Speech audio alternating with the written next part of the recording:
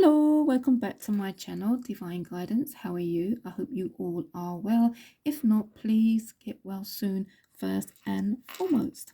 Okay, so let's bring some energy to the table and see what your loved one wants to tell you, okay, today.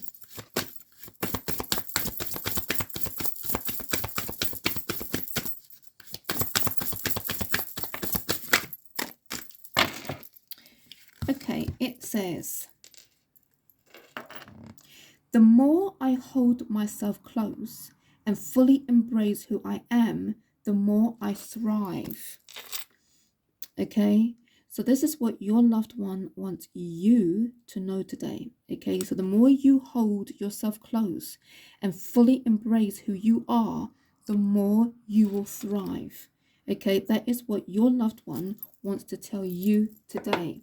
So I'm going to put that here so the energy can come off just in case somebody else may need it. All right.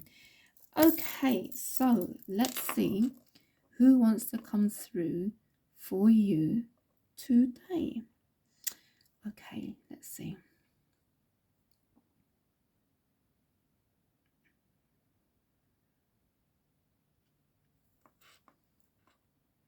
Okay, let's see. Okay, so I have here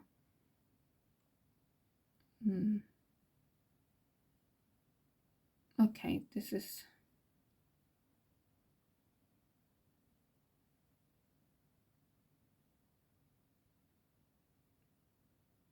there's so many energies coming towards me. It's like, okay, right, this is the one here. Okay, there's a lady here with me, okay, and she's a very religious lady, okay, very religious lady, and she's telling me that she didn't drink, she didn't smoke, or she wasn't into anything, like taking drugs or anything. She said she tried to, this is her words, she tried to live a very clean life, but when she was younger it was a different story. She goes, but she goes, she's telling me that she doesn't really want to go into that, which I have to respect. And she's saying that from the age of 25 onwards, she goes that she became very religious, okay, go to church. And she said to me that she miscarried, okay, early age. Okay, she miscarried at early age. But when she became older, she didn't have any children. Okay, but she does have siblings. Okay, so she has no children, okay, on earth, but she does have siblings. Okay, now she's telling me that it's her sister that she is the closest to. Okay, because she said that I took my faith very, very seriously. And she's saying to me, and she's laughing with me, I think I got on other people's nerves. Sorry. She's laughing with me. She goes, I really do think I got on people's nerves. She goes, and she said to me, my sister was the only one who told me to be who I want to be. And she goes, it was my sister that became my best friend. She goes, I go to work, I come home, and I didn't really worry with people on the outside. I was a bit like a hermit, she said. I go to work, I come home. But my sister was my friend. My sister was everything to me. She goes, everything. And she believed in me more than I believed in myself. And my faith was very, very strong. And she said that my sister understood. My sister understood and didn't question me. she just left me to my own devices. And she said to me that I get up, I go to church, I pray. But she said to me, living a life that I did, I thought, what else could happen? I'm on the right path, she said. But then she goes, I became ill. Okay, I became ill, and no amount of praying got me better. It may have given me a little longer on earth, but it didn't get me better. She goes, then I start to question my faith. Again, my sister was there for me. But my sister told me, don't do that. Don't question your faith. Don't do anything like that. You had your faith from a certain age onwards and keep it. You becoming sick is the way it had to be for you, unfortunately. And she goes, my sister told me, keep praying, keep praying.